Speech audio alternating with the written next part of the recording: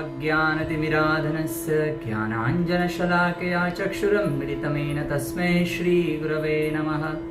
नमो विश्वपादाय कृष्णपृष्ठाय भूतले श्रीमते भक्तिवेदान्तस्वामीति नामिने। नमस्ते सरस्वतीदेवे गौरवाणी प्रचारिणे निर्विशेषशून्यवादी पाश्चात्यदेशतारिणे। जय श्री कृष्ण चैतन्य प्रभु नित्यानंद श्री अद्वैत गदाधर श्रीवासादि गौर भक्तवृंद। हरे कृष्णा कृष्णा कृष्णा हरे हरे, हरे राम राम राम हरे हरे। हरे कृष्णा।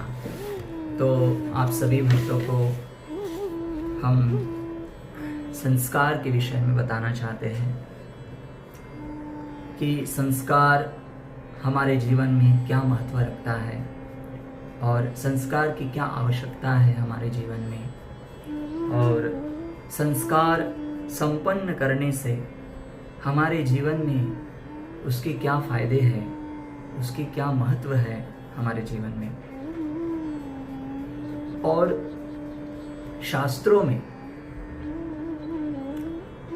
कौन से शास्त्र में इन संस्कारों के विषय में बताया गया है, और साथ ही साथ हम वैष्णव समाज के भक्तों के लिए हमारे वैष्णव आचार्यों में से कौन से आचार्य ने इन संस्कारों के विषय में हमें बताया है और इन संस्कारों को करने के लिए विधान दिया है, इन सभी विषयों के ऊपर हम चर्चा करेंगे।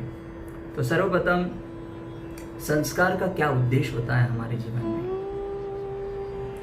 संस्कार संपन्न करने से हमारा जीवन पवित्र बनता है।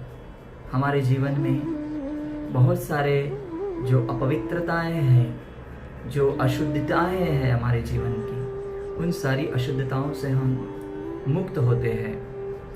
जब नवविवाहिता स्त्री और पुरुष विवाह संपन्न करते हैं, विवाह के संस्कार से वो बन जाते हैं, तो वो आगे अपने पीढ़ी को कुछ प्रदान करना चाहते हैं, संतान के रूप में वंश परंपरा को बढ़ाना चाहते हैं। तो उसके लिए माता पिता बनने का उनको अधिकार प्राप्त करना होता है।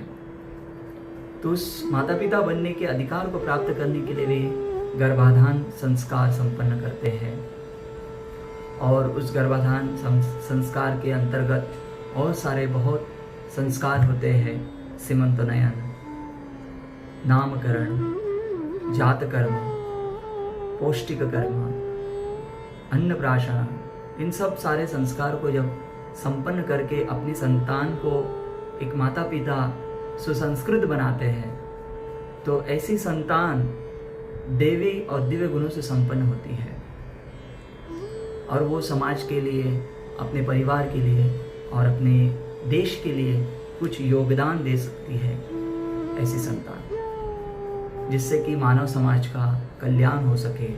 और न केवल मानव समाज का कल्याण, बल्कि वो अपने परिवार का और अपने स्वयं का कल्याण कर सकता है। तो ये कुछ ऐसे उद्देश्य हैं जिसको लेकर हम आए हैं। और वर्तमान समय में इस युग में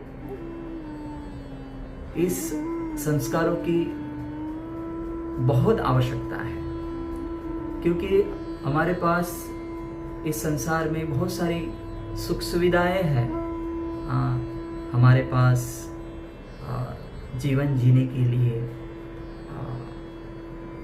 जीवन निर्वाहन के लिए बहुत सारी सुख सुविधाएं हैं। जैसे उदाहरण के लिए हम देखें तो मोबाइल सेट है हमारे पास, सोफा सेट है हमारे पास, पर फिर भी हमारा माइंड सेट नहीं है। क्योंकि हम लोग अपसेट हैं। तो अपसेट क्यों है, और वो अपसेट का परिणाम इतना हद तक हो जाता है कि लोग अपने जीवन का अंत कर देना चाहते हैं अपसेटनेस के कारण। तो ये जो जीवन जीते समय जो अभाव का अनुभव होता है एक व्यक्ति को, उस अभाव के परिवेश से मुक्त होने के लिए और जो उसको प्राप्त हुआ है मनुष्य जीवन, उसके प्रति सतर्क रहने के लिए ये संस्कार उसको मदद करता है। तो इन संस्कारों को संपन्न करने के लिए बहुत सारे शास्त्रों ने वर्णन किया है। विशेष रूप से सामवेद में इसका वर्णन है, जिसको हमारे आचार्य, जो कि हमारे वैष्णव आचार्यों में से एक है, षड गोस्वामी में से एक है गोपाल भट्ट गोस्वामी, उन्होंने हमें इन संस्कार संपन्न करने के लिए एक ग्रंथ दिया है जिसका नाम है सत्क्रिया सार दीपिका। सत्क्रिया सार दीपिका। सत मतलब शाश्वत, क्रिया मतलब कार्यकलाप, दीपिका मतलब दीपक, प्रकाश प्रदान करने वाला। दीपक से हमें क्या प्राप्त होता है? प्रकाश। तो ऐसी शाश्वत कार्य उन्होंने हमें प्रदान किए हैं जो हमें आध्यात्मिक जीवन के प्रकाश की ओर ले जाता है, आध्यात्मिक जीवन की ओर ले जाता है। तो इसलिए उन्होंने इस ग्रंथ का नाम सत्क्रिय सात दीपिका बताया है और उसमें उन्होंने 16 संस्कारों के विषय में वर्णन किया है और विशेष रूप से उन्होंने 10 संस्कारों के ऊपर बल दिया है, जो कि विवाह संस्कार से लेकर अंतिम संस्कार तक का विधान है। उसके बीच में जब विवाह संस्कार होता है उसके पश्चात ही गर्भाधान संस्कार होता है। तो कई आचार्य, कई वैष्णवगण इस संस्कारों की शुरुआत जन्म संस्कार से करते हैं, अर्थात गर्भाधान संस्कार से करते हैं और कई आचार्य विवाह संस्कार से करते हैं। पर वास्तव में विवाह संस्कार से करो या गर्भाधान से करो, संस्कार तो पूरे ही उसमें आते हैं, क्योंकि जब तक एक नवविवाहिता पुरुष और स्त्री विवाह नहीं करेंगे, एक नवयुवक पुरुष और स्त्री विवाह नहीं करेंगे, जब तक विवाह संपन्न नहीं करेंगे तब तक वो गर्भाधान संस्कार संपन्न करने के लिए वो योग्य नहीं होते हैं। तो हम विवाह संस्कार के विषय में सर्वप्रथम विवाह संस्कार का विधान क्या है। एक विवाह संस्कार संपन्न करने से एक व्यक्ति अपने जीवन में जिम्मेदारी लेता है, अपने जीवन में जिम्मेदारी लेता है उस स्त्री की जिसको अब विवाह करके अपने घर में लाने वाला है। तो मनुष्य जीवन की वहाँ पे शुरुआत हो जाती है कि मनुष्य जीवन वास्तव में ये जिम्मेदारी का जीवन है, ये केवल इंद्रिय भोग का जीवन नहीं है। तो एक जिम्मेदार पूर्ण, उत्तरदायित्व पूर्ण जीवन जीने का वो अधिकार प्राप्त करता है।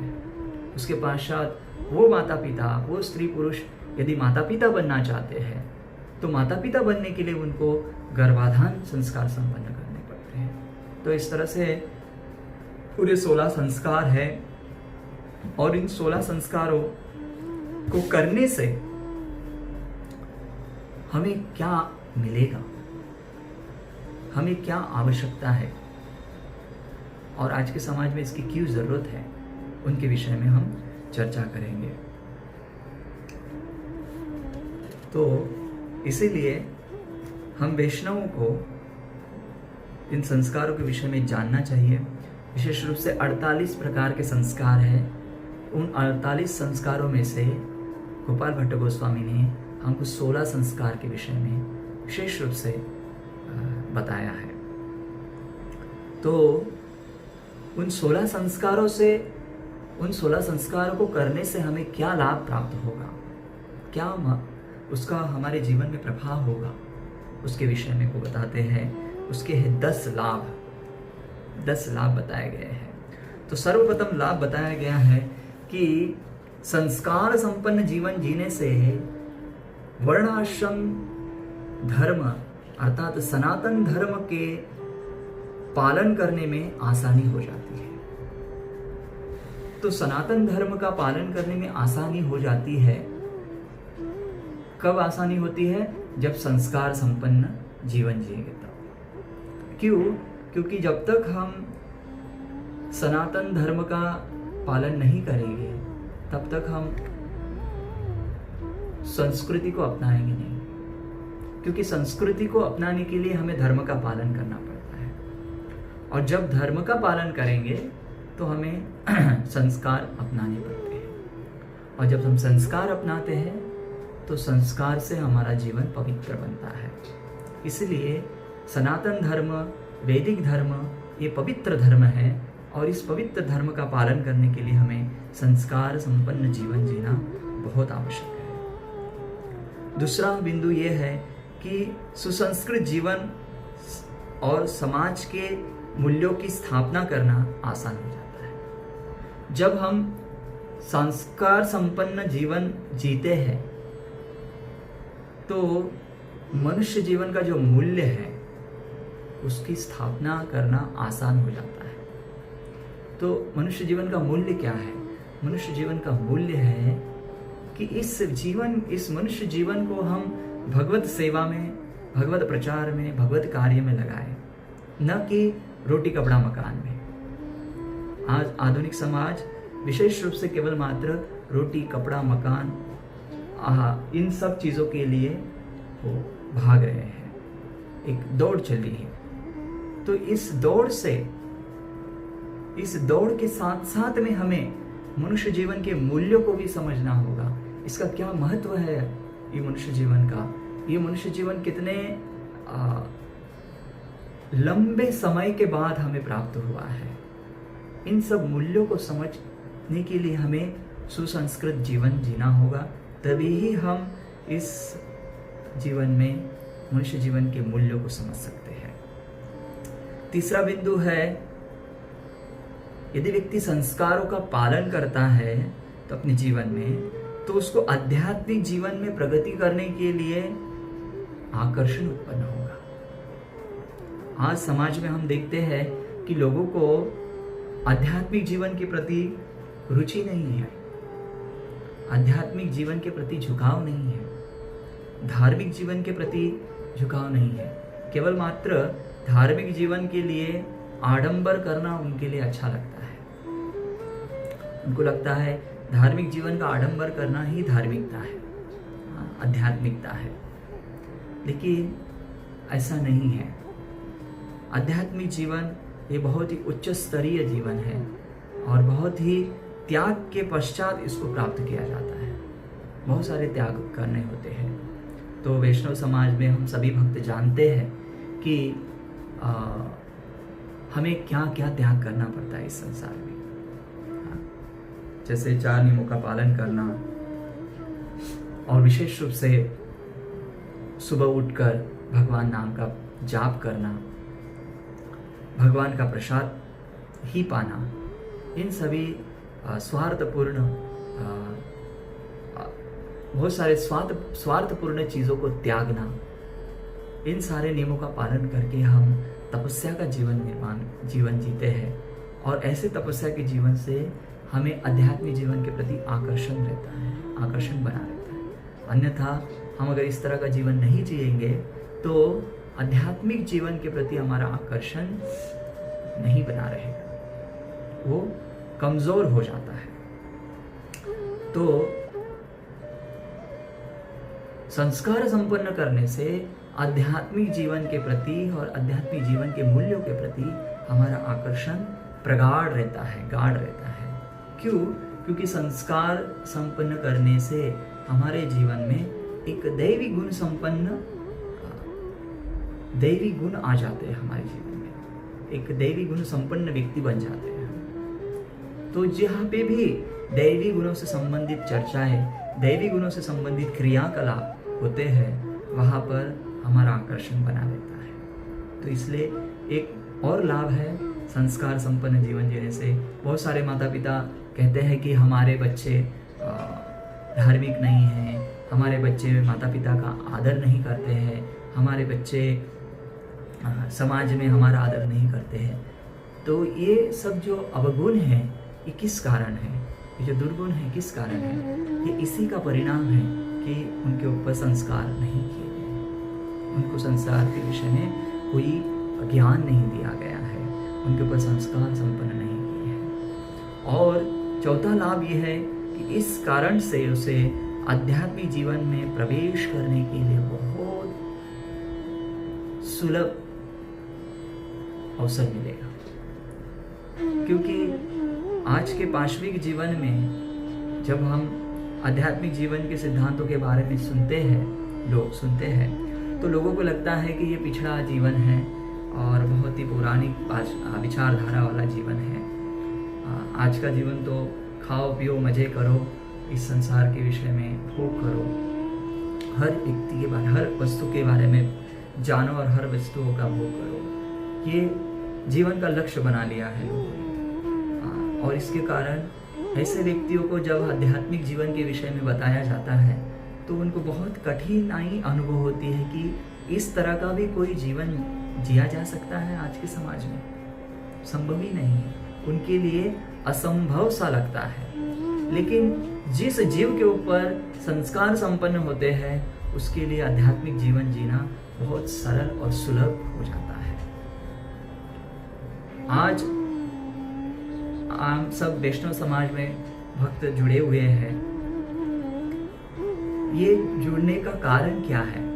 कहीं ना कहीं हमारा संबंध किसी विशेष संस्कार से जुड़ा हुआ है, इसीलिए हम जुड़े हुए हैं। यदि हमारा संबंध संस्कारों से जुड़ा नहीं होता, संस्कार संपन्न माता पिताओं से नहीं जुड़ा होता, तो हमारा आध्यात्मिक जीवन के प्रति रुचि नहीं होता। ये एक उसका परिणाम है कि हम आज आध्यात्मिक जीवन के लिए कुछ मूल्य रख पा रहे हैं, कुछ श्रद्धा रख पा रहे हैं, कुछ विश्वास रख पा रहे हैं। पांचवा लाभ है कि संस्कारों को संपन्न करने से जो संतान उत्पन्न होती है वो सद्गुण संपन्न होती है और ओज से पूर्ण होती है, तेज से पूर्ण होती है। सद्गुण संपन्न, हालांकि भागवतम में कहा गया है कि भगवान का आश्रय लेने से सर्व सद्गुण संपन्न समाशते सुराहा, मतलब बताया गया है कि भगवान का आश्रय लेने से देवताओं के गुण उस जीव में आ जाते हैं। समासते सुराहा, देवताओं के गुण उसके अंदर आ जाते हैं। तो देवताओं के दैवी गुण उसके अंदर आ जाते हैं, पर ये दैवी गुण कब आएंगे? कब? बताया गया है कि भगवान का आश्रय लेने से आएंगे। लेकिन भगवान का आश्रय लेने के लिए भी हमें संस्कारों की आवश्यकता है। क्योंकि सुसंस्कृत मानव ही भगवान का आश्रय ले सकता है।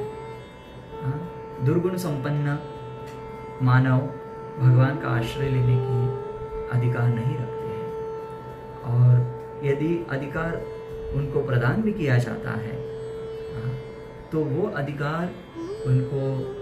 उस अधिकार को पचा नहीं पाते, तो इसलिए बताया गया है कि सर्वगुण संपन्न ओजस्पूर्ण संतान यदि हमें चाहिए तो हमें संस्कार संपन्न करना चाहिए, जिसके कारण हमें आध्यात्मिक जीवन के प्रति रुचि उत्पन्न हो। छठवां गुण है कि यदि संस्कार संपन्न जीवन हम जीते हैं तो इस संसार में वर्ण संकर संताने या वर्ण संकर बच्चों का जन्म नहीं होगा।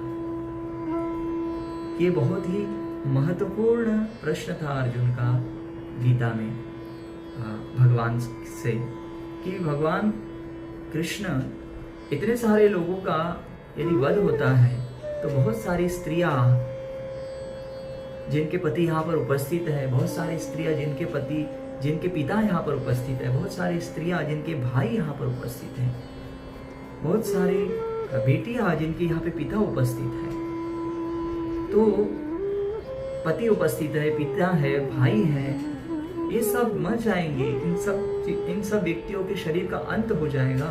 तो वो स्त्रियां जो है, वो स्त्रियां समाज में उनको कौन सुरक्षा प्रदान करेगा,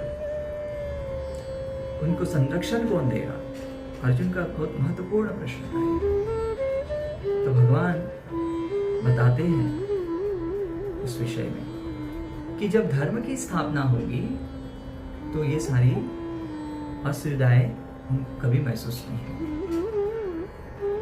और भगवान ने कुरुक्षेत्र का युद्ध इसी उद्देश्य के लिए किया, धर्म की स्थापना, धर्म संस्थापनार्थाय संभवामि युगे युगे परित्राणाय साधूनां विनाशाय च दुष्कृतां, दुष्टों का नाश करने के लिए, धर्म की स्थापना करने के लिए, साधुओं की रक्षा करने के लिए भगवान ने इस युद्ध को संपन्न करवाया अर्जुन के हाथों से।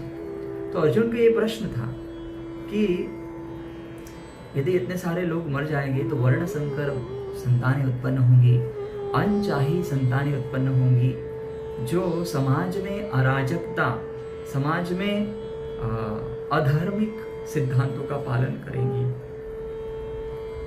अधर्म को बढ़ावा देंगी। तो इसके कारण जो संस्कार संपन्न जीवन है वो नष्ट हो जाएगा। तो इसलिए बताया गया है कि जब संस्कार संपन्न जीवन कोई व्यक्ति जीता है तो वो कभी भी अवांछित संतानों को उत्पन्न नहीं करेगा, और यदि वो संतानों को उत्पन्न करता है तो उन उत्पन्न होने वाले संतानों के ऊपर वो संस्कार संपन्न करेगा, क्योंकि संस्कार से ही उसका जीवन पवित्र हो सकता है।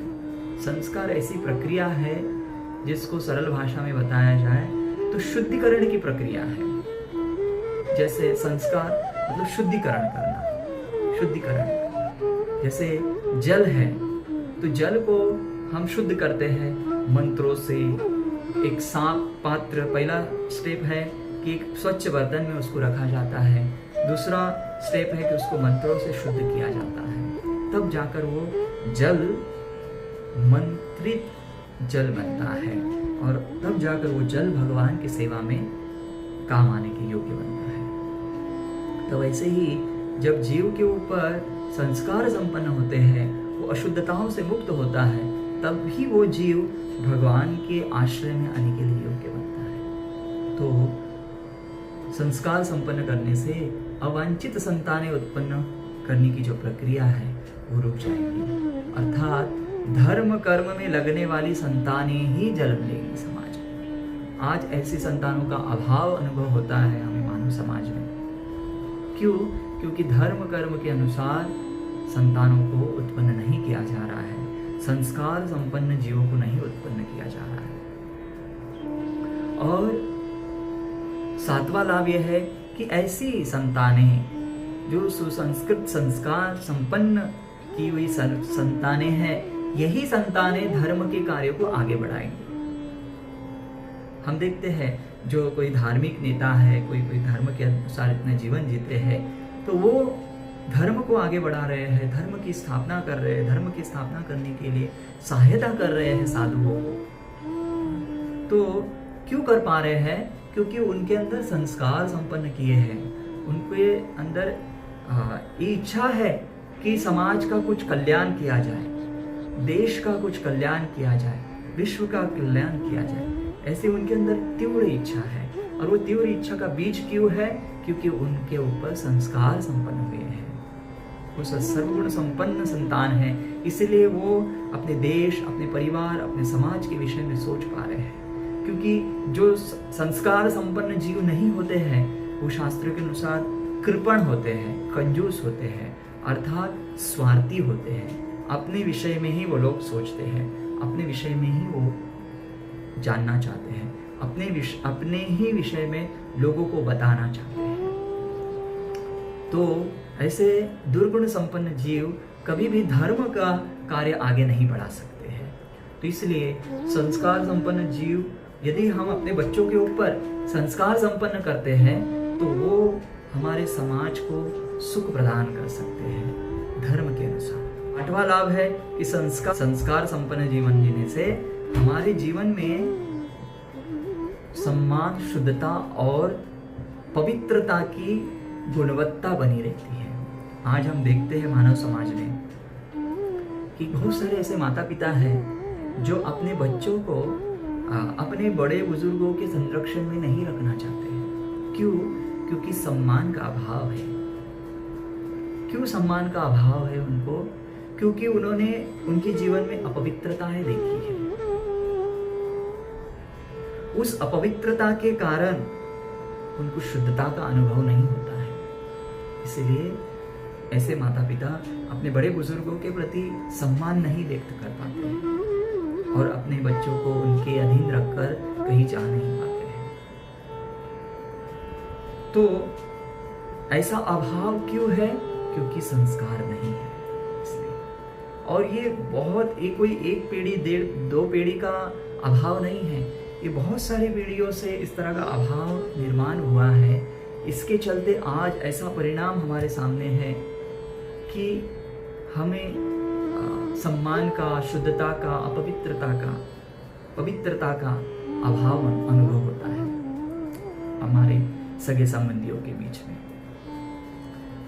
क्योंकि इसमें पवित्र मर्यादाओं का पालन नहीं किया जाता है।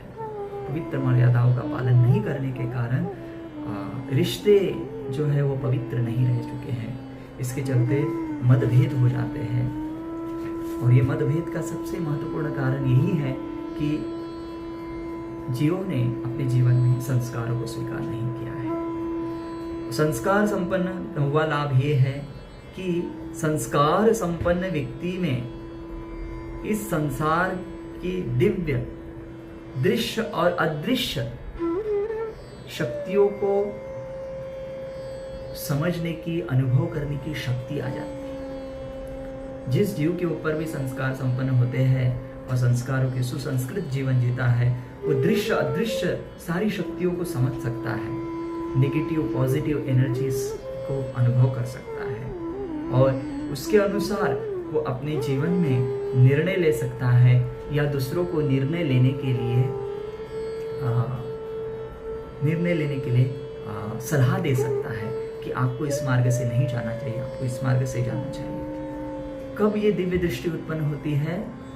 जब वो व्यक्ति के ऊपर संस्कार संपन्न होते हैं। क्योंकि दृश्य अदृश्य जितनी भी शक्तियां है, दृश्य अदृश्य मतलब सरल भाषा में बोले तो दृश्य मतलब देख सकते हैं कि कोई नेगेटिविटी है, कोई हमारे विरोध में काम कर रहा है, कोई हमारे विरोध में कुछ ऐसा कार्य कर रहा है जो कि सही नहीं है, वो दिख रहा है। पर कुछ ऐसी चीजें होती हैं जो अदृश्य रूप में चलती रहती है हमारे पीठ पीछे।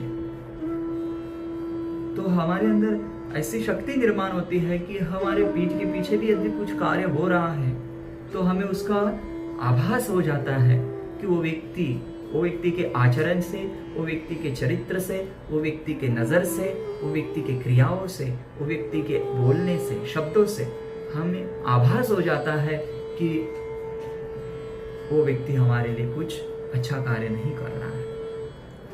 तो हम सतर्क हो जाते हैं और हम अपने जीवन में नाना प्रकार के सुरक्षा के आवरण स्वीकार कर लेते हैं। तो ऐसी चीज़ों को समझने के लिए भी हमें संस्कार मदद करता है, संस्कार हमें सहायता करता है। 10वां लाभ है कि संस्कार संपन्न व्यक्ति ऋषि मुनियों के लिए प्रति, देवताओं के प्रति और भगवान के प्रति सम्मान व्यक्त करता है और इसके कारण वो उनकी कृपा का पात्र बन जाता है, अर्थात भगवत कृपा का भागीदार बन जाता है। तो संस्कार अल्टीमेटली हमें भगवत भक्ति की तरफ लेके जाता है, भगवत चेतना की तरफ लेके जाता है। कोई भक्त लोग प्रश्न कर सकते हैं कि यदि हम भजन कर रहे हैं, भगवान के नाम का जाप कर रहे हैं, भक्ति कर रहे हैं, तो फिर संस्कार की क्या आवश्यकता है? संस्कार की आवश्यकता है। क्यों? क्योंकि ये संस्कार ही हमें भगवत भक्ति की तरफ लेके जाने वाले हैं। आज हम थोड़े से आकर्षण के कारण साधु संग में आ गए हैं। आदो श्रद्धा, थोड़ी सी श्रद्धा थी इसलिए हम साधु संग में आए हैं। साधु संग में आकर हम भजन क्रिया कर रहे हैं, पर भजन क्रिया आदो श्रद्धा तथा साधु संग अतः भजन क्रिया तथा अनर्थ निवृत्ति। तो भजन क्रिया तो हमने प्रारंभ की है, लेकिन जो अनर्थ निवृत्ति का जो मार्ग है वो बहुत ही कठिन है। और इस अनर्थ निवृत्ति के मार्ग को पार करने के लिए हमें संस्कार संपन्न जीवन जीना पड़ता है, क्योंकि अनर्थ तो बहुत सारे हैं ना। अनर्थ का मतलब होता है जिसका कोई अर्थ नहीं है, अर्थात दूषित प्रवृत्तियां, दूषित गुण जो समय समय पर हमारे जीवन में जागृत होते हैं। तो वो दूषित गुण का मर्दन करने के लिए, उस गुण को नष्ट करने के लिए, उस दूषित गुण का दमन करने के लिए हमें यदि शक्ति चाहिए तो आती है संस्कारों से। वो संस्कारों से वो शक्ति आती है। क्यों? क्योंकि भजन क्रिया तो इतनी शुद्ध नहीं है, इतनी परिपक्व नहीं है कि हम उन अनर्थों को पार कर सके।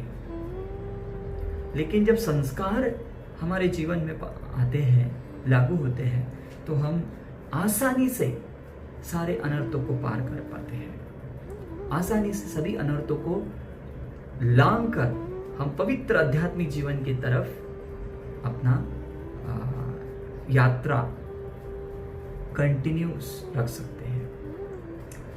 और इसके कारण हम जीवन के अंत में भगवत कृपा के पात्र बनते हैं। तो ये कुछ 10 गुण हैं जो संस्कार संपन्न करने से हमें प्राप्त होते हैं। और इन संस्कारों को संपन्न करने के लिए हमारे प्रमुख आचार्य गोपाल भट्ट गोस्वामी ने हमें विधान दिया है। हम सभी गृहस्थ भक्तों को बताया गया है कि इन संस्कारों को संपन्न करना चाहिए, क्योंकि इन संस्कारों को संपन्न करने से हमें दैवी चेतना प्राप्त होती है, जो कि दैवी वर्ण आश्रम धर्म को स्थापित करने के लिए योगदान दे सकती है। और दैवी वर्ण आश्रम धर्म स्थापित करने से हमारे मानव समाज में एक अनुकूल वातावरण का परिवेश निर्माण होता है, जिसके कारण भगवत भक्ति करना सरल और सुलभ हो जाता है। और इसके चलते हमारे मनुष्य जीवन की पूर्णता हम प्राप्त कर पाते हैं। इस संसार में रहने वाला हर व्यक्ति मनुष्य जीवन की पूर्णता को प्राप्त कर सकता है। और मनुष्य जीवन की पूर्णता है भगवत चेतना प्राप्त करना, भगवत सेवा प्राप्त करना नित्य रूप से। बहुत बहुत धन्यवाद आप सबका कि आपने इस वीडियो को ध्यानपूर्वक सुना। और आने वाले समय में हम हर एक संस्कार के ऊपर वीडियो बनाने वाले हैं, जो कि हर एक संस्कार का आपको महत्व बताया जाएगा। जैसे विवाह संस्कार का क्या महत्व है। विवाह संस्कार, विवाह शब्द जो है वो अपने आप में एक बहुत महत्वपूर्ण शब्द है। विवाह का अर्थ है विशेष वाहन पर सवार होना। जब हम किसी वाहन मतलब व्हीकल, हम किसी व्हीकल में बैठते हैं तो हम बहुत सतर्क रहते हैं, बहुत सतर्कता से हमें चलना होता है उस वाहन को लेकर। हम कभी भी अपने नज़रों को इधर उधर नहीं लेके जा सकते हैं। हमें बहुत ही तीक्ष्ण नज़र से मार्ग को देखना पड़ता है। तो वैसे ही विवाह संस्कार है कि जब हम विवाह संस्कार का संकल्प लेते हैं तो हम विशेष वाहन पर सवार होते हैं। और विशेष वाहन पर सवार होने का मतलब है कि विशेष जिम्मेदारियों को स्वीकार करना। जैसे हम गाड़ी पे जब सवार होते हैं तो बहुत सारी जिम्मेदारियां होती है। लाइसेंस हमारे पास होना चाहिए, ड्राइविंग हमें आनी चाहिए, नज़र हमारी बराबर होनी चाहिए, दिखना हमें सही से चाहिए। तो बहुत सारी कंडीशंस होते हैं।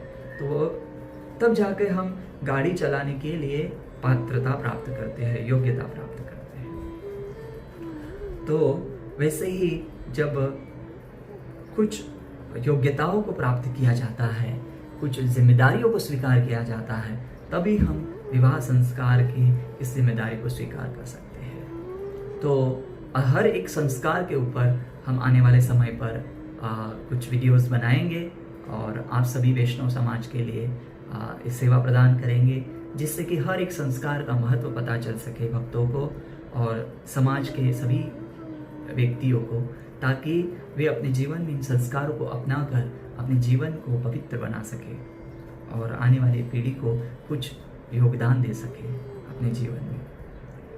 तो आने वाले समय में हम अनेक वीडियो बनाएंगे जो आपकी सेवा के लिए उपलब्ध होंगे। बहुत बहुत धन्यवाद। हरे कृष्णा। जगत गुरु शील प्रभुपाद की हरे कृष्ण।